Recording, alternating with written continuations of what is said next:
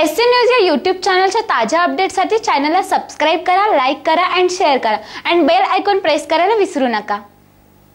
या बातमीपत्राचे प्रायोजक आहे घुंगरू इलेक्ट्रॉनिक्स।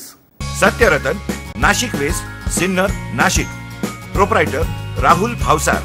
मोबाईल क्रमांक 8308 46 11 11 91 75 23 67 08। कोरोनाचे वाढते रुग्ण रोखण्यासाठी प्रशासनाच्या वतीने सिन्नर शहर किराणा दुकान, भाजीपाला मार्केटसह सर्व व्यवहार बंद ठेवण्याचा निर्णय घेण्यात आला होता। त्या निर्णयाची कडक अंमलबजावणी ही फक्त 4-5 दिवसापुरती करण्यात आली होती की काय, असा प्रश्न सिन्नर शहरातील सध्या सुरू असलेल्या वातावरणाकडे पाहून सर्वांना वाटत आहे। प्रशासनाच्या वतीने केवळ देखावा म्हणून लॉकडाऊन करण्यात आल्यानंतर कडक कारवाई करण्यात आली। सिन्नर नगरपालिकेने ठिकठिकाणी वाहनधारकांकडून दंडात्मक वसुली केली। सिन्नर पोलीस प्रशासनाने देखील केवळ शहरात संचलन करून नागरिकांना घराबाहेर न पडण्याचे आवाहन केले।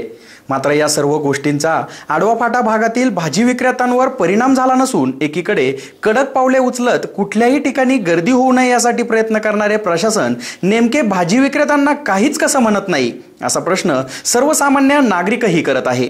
आणि शहर 100% बंद असताना कुठलीही व्यक्ती केवळ वैद्यकीय कारणाव्यतिरिक्त घराबाहेर पडत नसतील तर या ठिकाणी भरणारा भाजीपाला बाजारातील व्यापारी आपले वाहन घेऊन या ठिकाणी पोहोचतातच कसे, आणि ती खरेदीसाठी मोठ्या प्रमाणात नागरिक व महिला या ठिकाणी पोहोचतात कसे, असा प्रश्न खऱ्या अर्थाने उपस्थित होतो। नगरपालिका प्रशासनाच्या वतीने केवळ दुचाकीस्वारांकडून मिळणारी दंडातील आर्थिक लाभच त्यातून दिसत असेल, नागरिकांच्या आरोग्याशी काही देणे घेणे नसेल असेच यातून दिसत आहे।